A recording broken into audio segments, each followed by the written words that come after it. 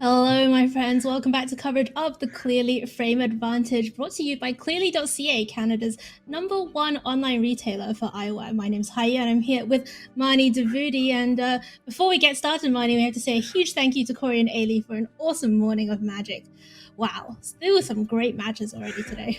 Yeah, pretty awesome matches, pretty great format. I think post-rotation Magic is definitely the most fun to watch as people are kind of finding their ways around the new format, and what better team than two of the greats to kind of lead us into the day. So tough act to follow for sure. For sure, and I'm also a little bit nervous because they did so well on the pun counter that it's going to be hard to live up to that frequency of punning, but we will do our best, and we hope everybody will stick around with us as we go and have a look at our standings. If you are just tuning in, we have already seen 4 rounds of Magic today. Yeah, four rounds of Magic so far. We're about to come in to round number 5, so let's have a look at who is top of the leaderboard. No, in first place, Takumi Iemura with Grixis Control at 4-0. Very excited to see Grixis at the top of the leaderboard. Rodney Bedell, Is It Turns at 4-0. Is It Dragons? Simic Aggro. Mono Green Aggro at number 5 in the hands of Carl Sarup. Marnie, this is a very diverse looking top 16. Yeah, there's definitely, we're starting to see the metagame take shape, and we can, even looking at this list, we can kind of divide it into 2 subsets. We have the blue-red decks, which are typically control, dragons, turn space, and then we have the green aggressive decks. We see Gruul aggro, Abzan aggro, Gruul werewolves, mono green aggro. So really, there is a big divide happening sort of down the middle, but even within those 2 subsets, we have a lot of variety of what we're seeing. So certainly nothing to be stale up to this point so far, fortunately. Yeah, players definitely settling into the new metagame, trying out different builds, as you say, along these the lines of these archetypes. So I think our feature match for this round is just about ready, so we can have a quick look at the deck list first. It is going to be Rodney Bedell on Is It Turns. Anything strike you about this particular build, Marnie?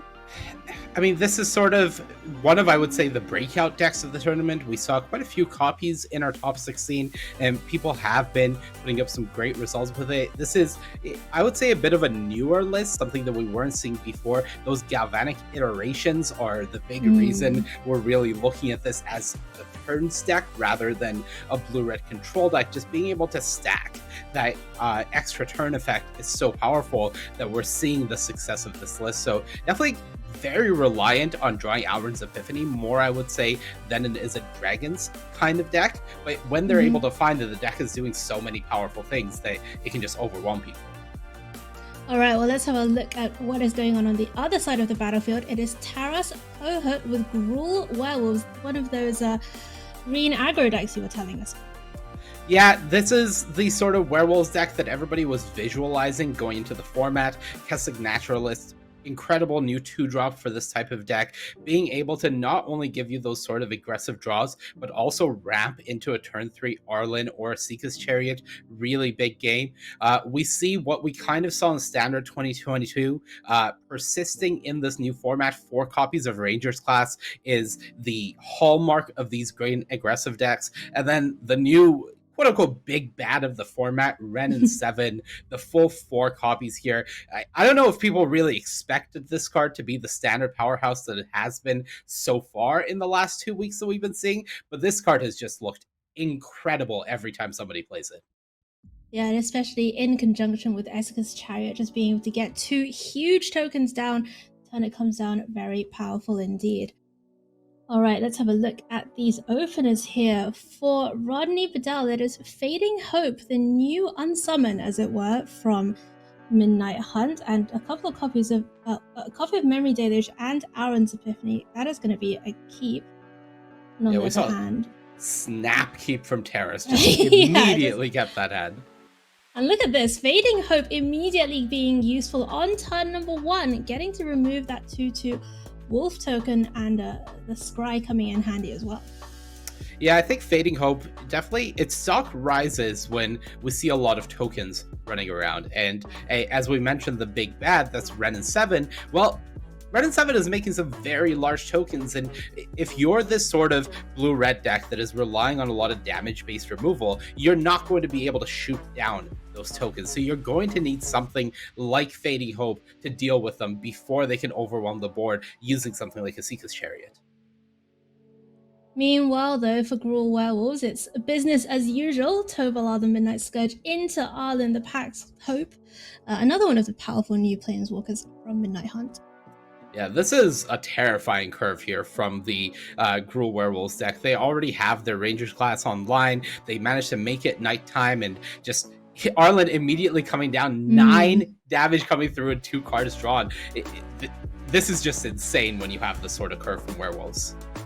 Yeah, that card draw ability on Tovalar, Tovalar has so much text on it that it's hard to remember sometimes exactly everything that it does. But the fact that you, as an aggressive deck, can dump out your hand, make a bunch of these small creatures, and then every time one of the wolves hits the opponent, you actually get to draw a card. This gives so much depth to these aggro strategies. Yeah, and I believe this is actually just game using that Kessig Wolfrun ability on Tovalar should Terrace choose to go for it. And this is an open deckless event, so Terrace should have some idea how many sorts of answers Rodney may have in this position. And really, it's not that many. So if Rodney's not doing anything, Terrace could theoretically just try to close out the game, though it looks like they may be playing it safe.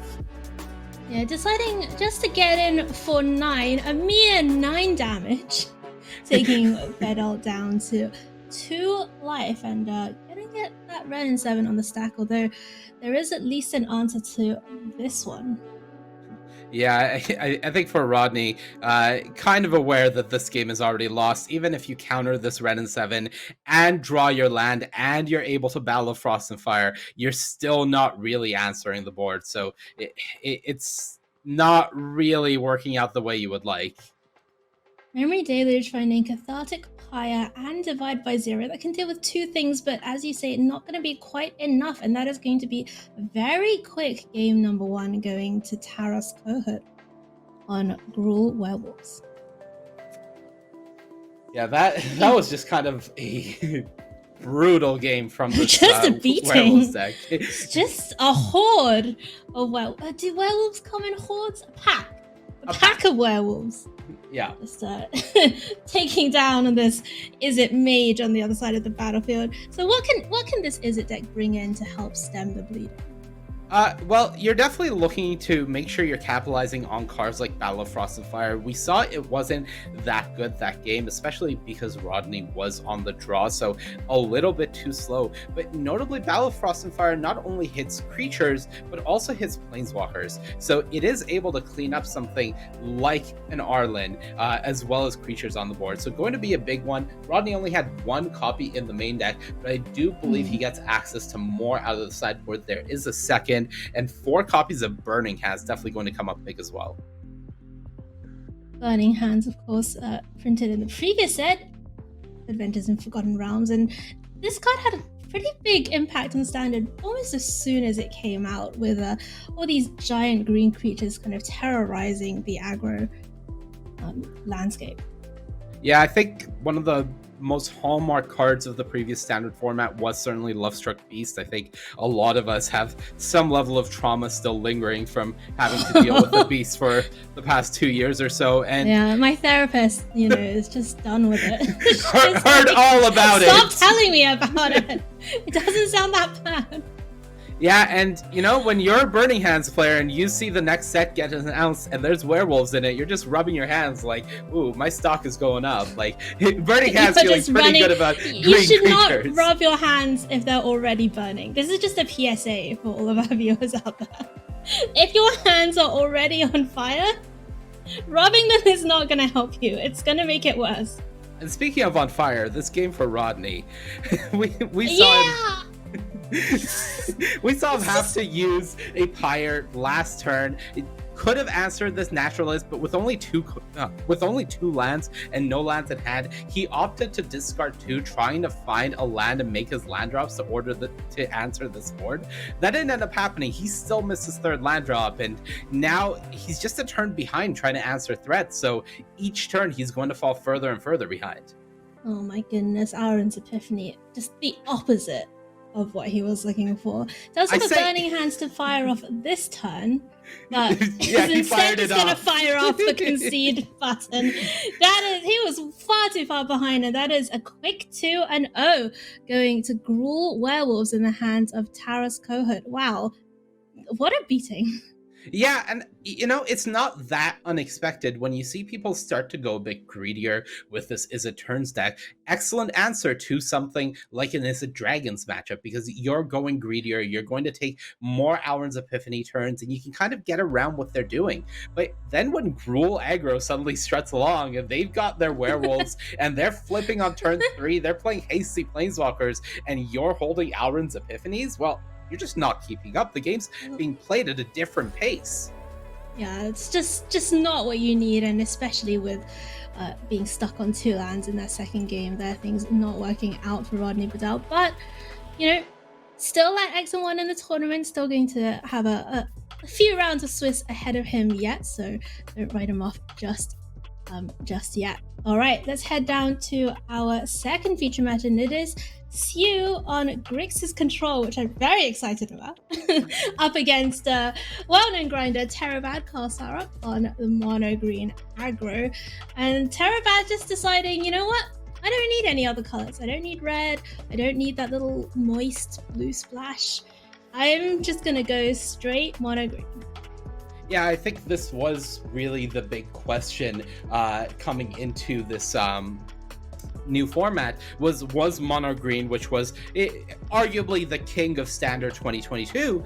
Is this deck going to maintain its status? Are the ranger class aggressive decks going to stay as good as they are? And the answer is yes and no, because while they are great, we are seeing some people opt to add in that second color just because the mana allows them to. And there are powerful things happening in colors like red. So TERRIBAD does find a ranger class for turn number 2, but it's going to lead on this Outland Liberator, and we expect to see Jawari Disruption take care of that pretty handily. Yeah, this is a much better game for the control player than the one we just saw. Yeah, not so many hasty threats, not so many powerful planeswalkers, although I expect TERRIBAD to have a couple of copies at least of Wrenn and 7 somewhere. Yep, the full 4 copies of Wrenn and 7 in this mono green list. And it is actually quite interesting to note that, because there have been a few lists floating around that have been a little bit lower on the curve and not really going for the full going up to 5 drop. Yeah. Something notable actually about this Grixis control deck is we're using the term Grixis here a bit liberally. This deck is pretty close to the Is It Turns deck that we just saw, right down to the Galvanic Iterations. But because they're not a snow-based deck, they're not really limited on the types of lands they can run. So we're seeing a decent amount of off-color pathways and an environmental sciences in the sideboard for those Divide by Zeros, just so they can cast copies of Infernal Grasp. I'm looking at this list, and throughout the entire list, that's really the only thing that they're splashing black for. But the 2 copies of Grasp are so valuable for this type of matchup that they've actually opted to change their entire mana base for it. Right, and as you say, a lot of these black lands are essentially free, right? Like you have your 8 pathways that you could just choose to play on the non-black side if you don't need them. And of course the newer slow lands, as they've been called, that came out in Midnight Hunt, providing just a relatively easy black splash here for SYOU. Untaps with a handful of removal, Crush the Weak, Cathartic Pyre, sitting there alongside Iteration. Oh, 2 kinds of Iteration, look at this. And environmental both sciences. Iterations. Both iterations of iteration. Yeah. Really good hand for SYOU. Definitely a position they want to be where they feel like they're in control. They have removal spells and draw spells, so they can sort of mold what the next few turns are going to look like. Able to fire off an iteration here, and then still, regardless of what they find, they have the mana to cast that Cathartic Pyre, deal with this Kazandu Mammoth if they want. And it's really going to be a big question of can they play around Ren and 7? And this is exactly why they pass here with that divide by 0 up. Yeah, just always got to be a little bit aware of Ren and 7 coming down. Now, Marnie, if you're going to bring a green aggro deck to this tournament, why would you choose something like mono green over one of these newer builds that we've seen? Consistency is a big part of it. Just being able to cast your threats regularly and not worry about mana issues. We saw that the red-green deck is very reliant on having exactly red-green on turn 2 to be able to cast the Kessig Naturalist, so removing that from the equation is part of the consideration. But also, green just has some really powerful cards that are otherwise hard to cast. Like Werewolf Pack Leader and Old Growth Troll, you can only really reliably play those cards in mono green. But once you're mono green and you have access to those cards, they're just incredibly powerful. I'm trying to decide whether if Nicol Bolas were around, whether he would approve of this control deck as being a true Grixis control deck. Look at this galvanic iteration to double up Crush the Weak. It's not going to work as well as SYOU would like it to, as this inscription will save this mammoth and keep a 5/5 around, so SYOU's still facing a very chunky threat here. Snakeskin Veil is a great draw as well for TERRIBAD, able to offer further protection to that Kazandu Mammoth, which is absolutely huge. And of course, if TERRIBAD were to find another land at any point, that is going to make it even bigger. Yeah, you see Carl TERRIBAD have to make a choice here. Do I want to play another Ranger class, or do I want to level up the one I already have in play? The name of the game for him here is definitely leaving up Snakeskin Veil, so that's always happening. He's not able to use his full 4 mana here. He's able to use at most 3 of it. So opting to go for maximum pressure this turn, I do like this, even though it's a bit all in. Sometimes against these control decks, you just have to try and kill them quickly. Because otherwise, you dawdle around a bit, play a few extra things, they sweep the board again, and then you're kind of left in an awkward situation. Wow, TERRIBAD's actually going to just play out that second Ranger class and go shields down. Yeah, and I mean, if there wasn't Auron's Epiphany available, which fortunately for TERRIBAD it isn't, this would be something the SYOU could take full advantage of. As is, they do still have the window where they can clear off this mammoth, they can use the Cathartic Pyre if they want, so definitely a nice reprieve turn now for SYOU. And this comes from TERRIBAD just not having that 5th land, not being able to really use everything efficiently while leaving up mana, and feels the need to use his mana. As you said, you don't have infinite time against this control deck. You need to take actions. Yeah, and these Blizzard Brawls, of course, looking very embarrassing, as they usually do against these very low creature strategies. Yeah, it's not a great card when you need a target to fight and you have nothing. Hey, maybe a little bit down the line we could see these Blizzard Brawls doing an impression of a Spike-Built Hazard, just getting in for an extra damage here and there. Not to be sniffed at when your opponent is only at 9. There's going to be the Wolf coming in for now, though. Ranger class triggering, putting the counter on.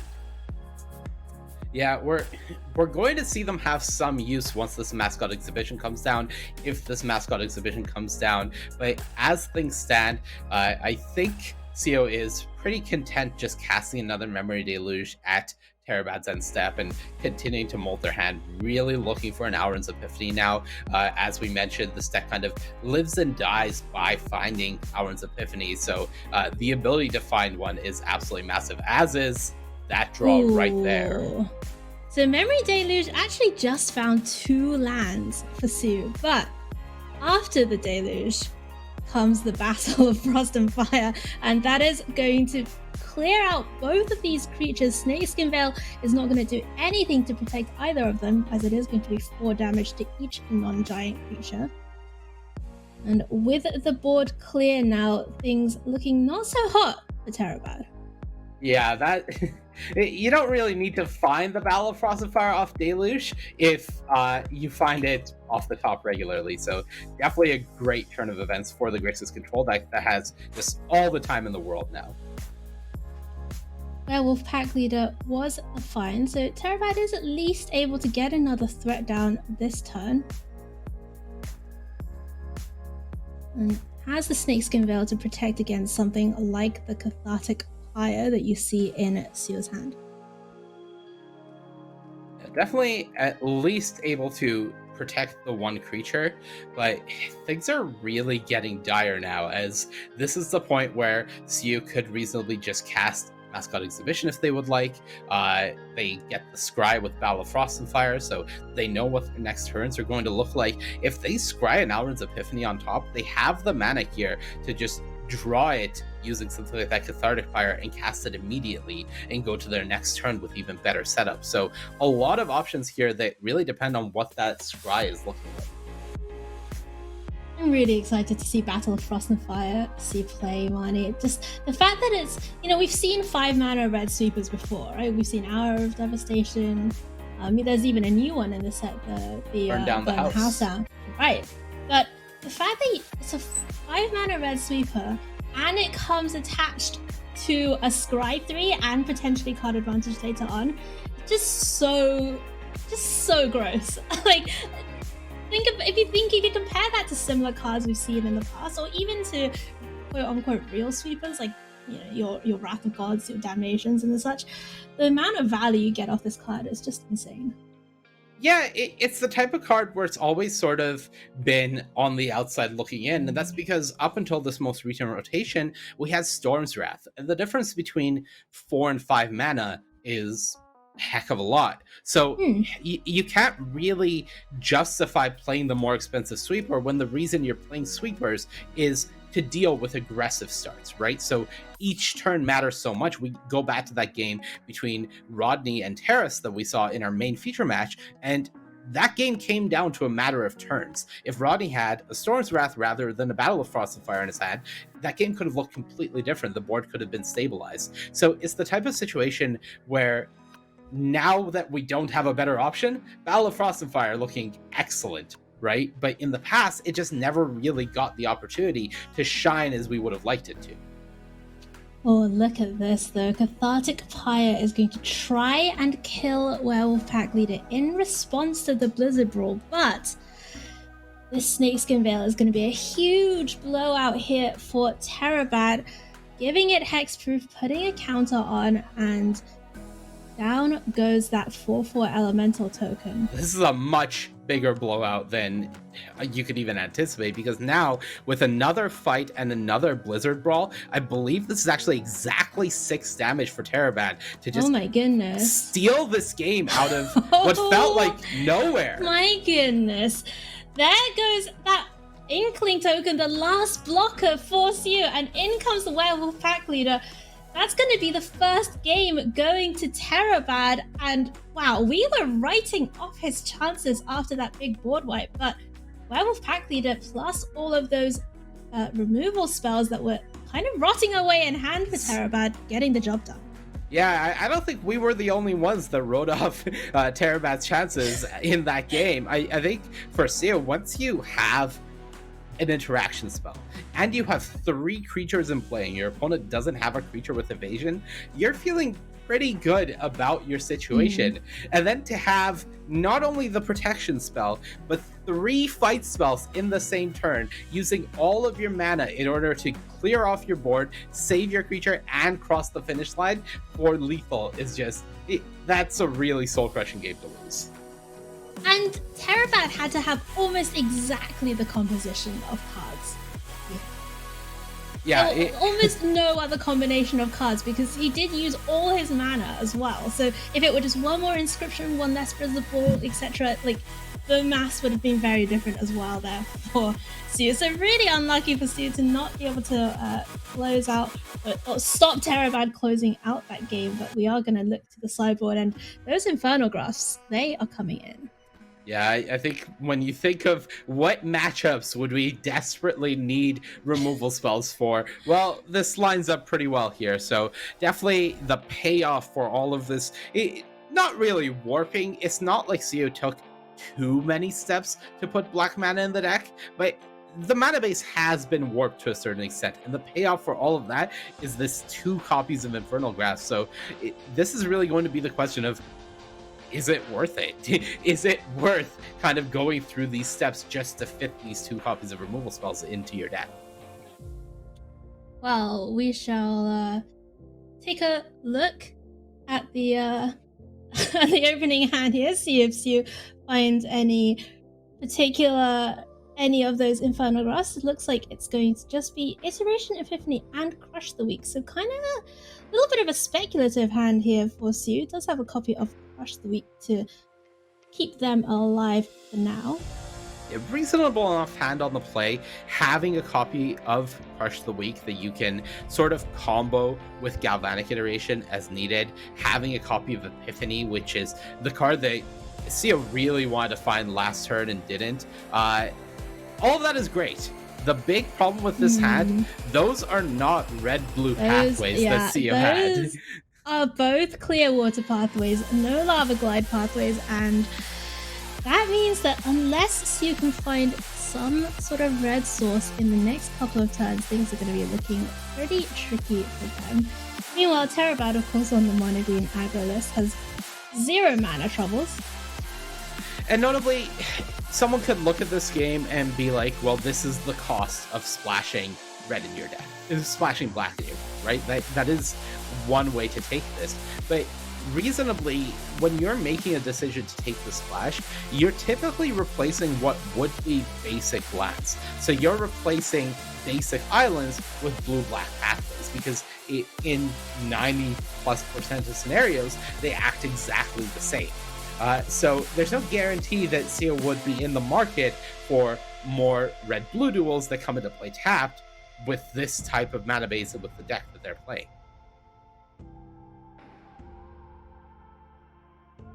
So back over to TERRIBAD now, who has a few different options available. A couple of copies of Esika's Chariot in hand. It's going to go for that Ranger class first, playing around something like a Jawari Disruption. Yeah, playing it safe, maximum pressure on the board as the Jawari Disruption comes as if you beckoned it. It's just really nice to get these Rangers classes online here. Every attack provides value. From here on out, you have Snakeskin Veil available to you. And again, TERRIBAD in this spot, there's no reason to play a Chariot. You can reasonably just level up the other Ranger class or just fire off this Faceless Haven if you like. The name of the game now is Maximum Pressure, and you're recognizing that SYOU doesn't have red mana yet. Their deck requires red mana to function and interact with you in most reasonable ways other than just those 2 copies of Infernal Grasp. So yeah, all in. Let's just get the party rolling. This is going to be 10 damage coming across. And this as well, Mani, is a great way to play around something like that plus Battle of Frost and Fire, because the Faceless Haven is going to be lethal by itself next turn.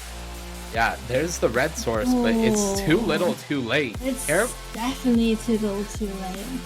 TERRIBAD set this up to be able to have that Faceless Haven ready in case of a board wipe. So yes, SYOU can take some turns, but they're so far behind from actually kind of getting across that finish line.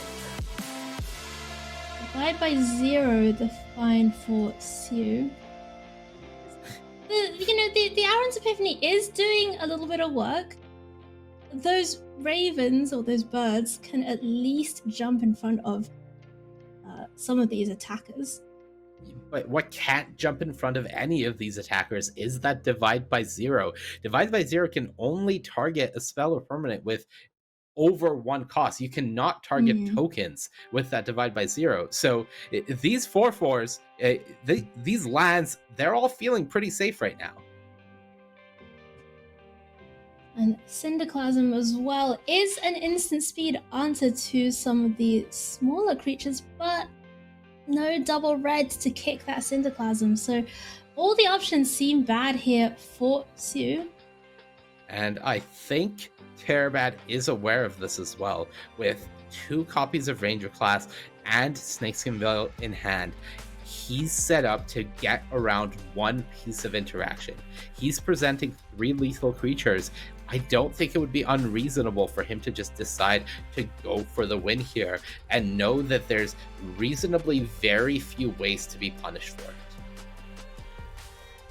Still though, going to be deliberate about the way he does things, and you know, at some point when you are this far ahead in a game, like the thing that really sets these great players aside from, you know, your average player or the likes of me, myself, is that they don't rush headlong into things, right? They think about all the ways they could possibly lose from this spot, even if that's a 2% chance, you know, a 5% chance that they're going to lose from this spot. They're thinking, what are the sequence of plays that could punish me? Yeah, absolutely, and rightly so. And going with the Sasika's Chariot, feeling like if I just get through this attack and just present some more sticky threats, I'm in the exact same spot next turn, and I don't feel like the very threats that I'm presenting is something SYOU can deal with. Divide by Zero will help here. SYOU might be able to find Mascot Exhibition here and hope to find a 7th land, and unlike last game, there aren't 3 fight spells. There are 0 fight spells in TERRIBAD's hand. So Mascot Exhibition at least gives you some chumpers, but you're not profitably blocking any of these creatures. Oh, Aaron's Epiphany off the top for SYOU. That is not going to be good enough, and SYOU scoops it up. TERRIBAD taking this one down 2-0. So Mani, before we came into this round, you talked about this dichotomy between these is-it-based control lists and these green aggro lists. And at least from the Magic played in round number 5 here at the Clearly Frame Advantage tournament, we are seeing these green aggro lists come out on top. Yeah, these green aggro lists have looked impressive all day. They just dominated this round in both of the matches we watched, and it's something that we were very aware of coming into the format, but now that we're here and we have all the tools available to us, the question is, how will people answer them? Is it through these base decks, or will people will people need to rely more on black base removal? We saw SYOU splashing black removal here. We've also seen decks like Dimir Control that are very removal heavy, playing cards like the Meat Hook Massacre and getting to play more copies of Infernal Grasp. Maybe that's the direction that the metagame needs to shift to answer these green base aggressive decks.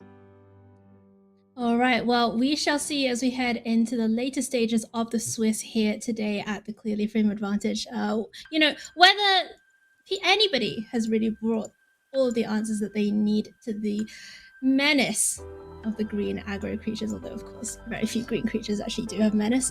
But before we go away for a break, my friends, we have to talk a little bit about Clearly, who are our awesome sponsors for today's tournament. This is actually the second of 3 events in the Clearly Frame Advantage series. Today, of course, we're playing Magic the Gathering Arena, and next weekend I believe it's going to be Shadowverse on October 2nd to 3rd. So Shadowverse, friends.